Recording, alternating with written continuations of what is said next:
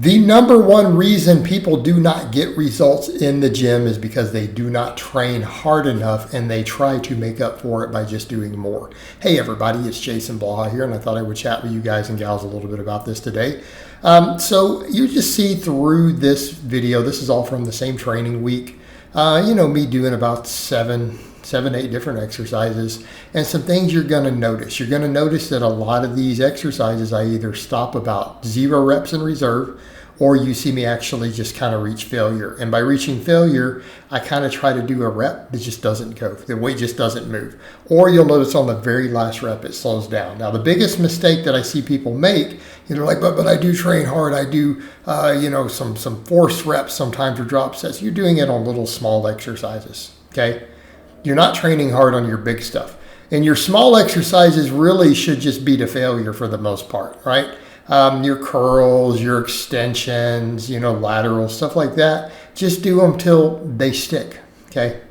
Those should be done to failure. And you shouldn't need all these drop sets. And quite frankly, a lot of that's not even training hard, because if you didn't even go to muscle failure and then you drop weight and then go again, you're still not getting the final reps that would have stimulated the muscle growth, the most growth. And I want to be clear, we do not have to train to failure to reach muscle growth.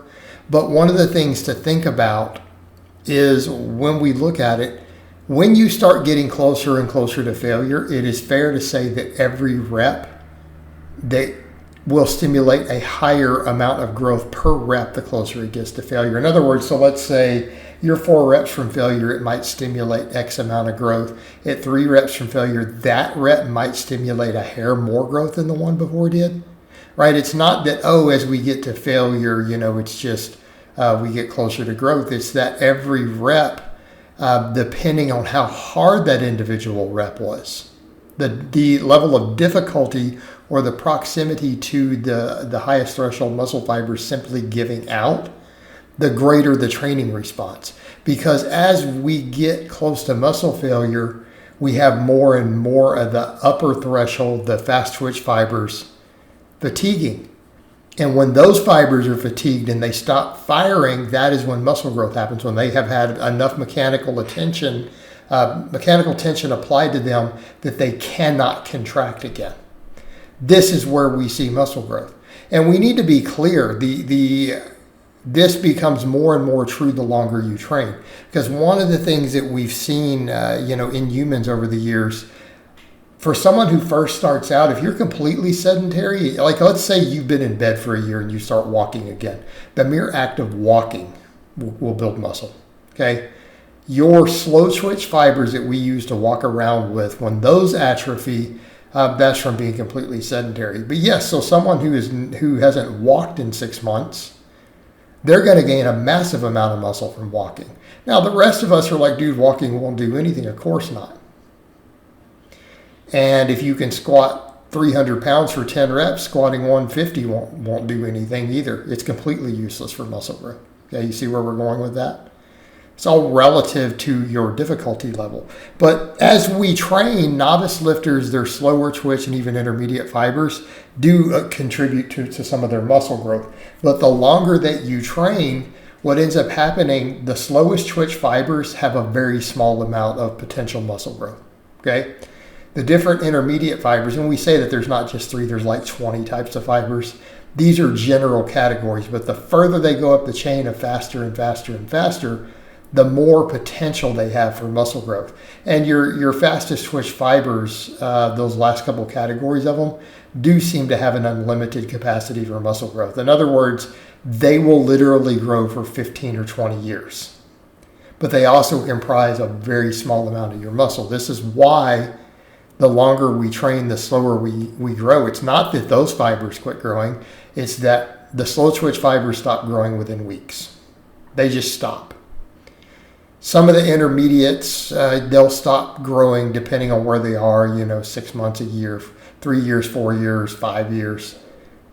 But eventually what happens, you will reach the point where the only muscle growth is from the fastest twitch. And if you're not getting close to muscle failure, or you're not getting really heavy weights on them to where they're forced to contract on every rep, guess what? They don't grow. But those are the only ones capable of growth. So what ends up happening, guys are like, well, I mean, when I was at this point as an early intermediate, I just added volume and I made muscle growth. I got bigger, I got stronger, and then it just stops. Okay? And the same thing with a lot of even late novices.